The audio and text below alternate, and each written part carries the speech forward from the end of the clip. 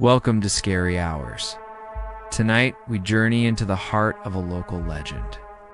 A place whispered about in hushed tones. A place they call the Greenwood Estate.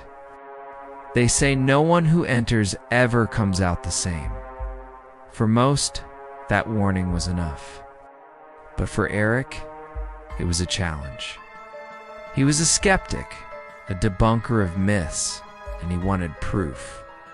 So one moonless night, he gathered his closest friends, Sarah, Mike, and Jessica, and set out to conquer the ghost of Greenwood. They arrived just before midnight, the estate looming before them like a skeletal giant against the dark sky. The gate, a web of rusted iron, groaned in protest as they slipped through, their nervous laughter echoing in the stillness.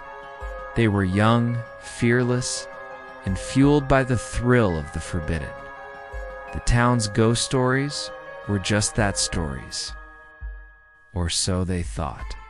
The moment their feet touched the overgrown grounds beyond the fence, a profound change settled over them. The laughter died in their throats, replaced by an uneasy silence. The air grew thick and heavy, pressing in on them, making it hard to breathe. It felt as if the very house in front of them was a living, breathing entity, its malevolent gaze fixed upon them. The wind, which had been rustling the leaves just moments before, fell completely still. An unnatural quiet descended, broken only by the crunch of their own footsteps on the dead leaves. Eric, trying to mask his own growing unease, led the way. He pushed open the massive oak door, which swung inward without a sound, revealing a grand, decaying foyer. Dust motes danced like tiny spirits in the beams of their flashlights. "See, just an old abandoned house," he announced, his voice sounding smaller than he intended. As their lights swept across the cavernous hall, they landed on a large, ornate mirror hanging on the far wall. It was tarnished and cracked, but their reflections were clear. 4 figures huddled together, flashlights trembling slightly. They stared for a second, and then a cold dread washed over them. Sarah gasped. In the mirror, their reflections were completely still. Their real-life counterparts had shifted, turning their heads. But the figures in the glass remained frozen, staring straight ahead with empty eyes. Collective shiver ran through the group. Mike wanted to leave. "This isn't right, Eric. Let's go." But before Eric could answer, a sound from the dark end of the long corridor stole their breath. It was a faint, wet, dragging noise, scraping, slithering. Their flashlight beams shot towards the sound, cutting through the thick darkness. And then they saw her. From the inky blackness at the end of the hall, a figure was crawling towards them. It was a woman, her limbs bent at impossible angles, her body twisted as if broken in a dozen places. Her long black hair was matted with filth and dragged on the floorboards behind her. But it was her eyes that truly terrified them. They were wide, impossibly wide, and utterly hollow, 2 black voids in a pale, contorted face. Panic erupted. The main lights in the house flickered violently, strobing in a chaotic rhythm. On, off, on, off.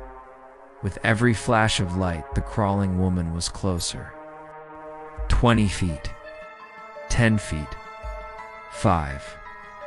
Her movements were jerky, unnatural, like a broken puppet being pulled by unseen strings. They screamed and scrambled away, blindly running up the grand staircase.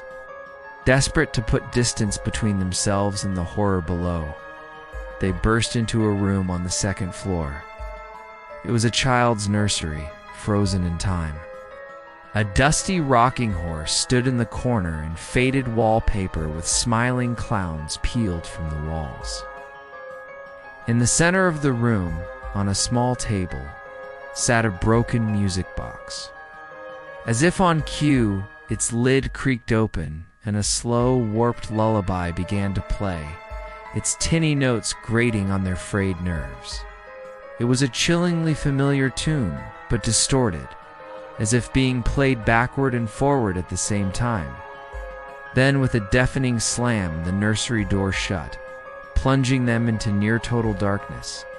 The music box continued its dreadful tune. "Mike, Sarah, Jess," Eric yelled, his voice cracking. There was no answer. He swept his flashlight beam across the small room, his heart pounding against his ribs. He was alone. His friends were gone. As his light frantically scanned the walls, he saw them. Hundreds of small handprints, covering every surface from floor to ceiling. They were dark and glistening, as if freshly made. They seemed to crawl and multiply before his very eyes.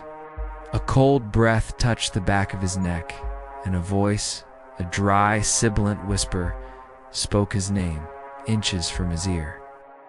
Eric.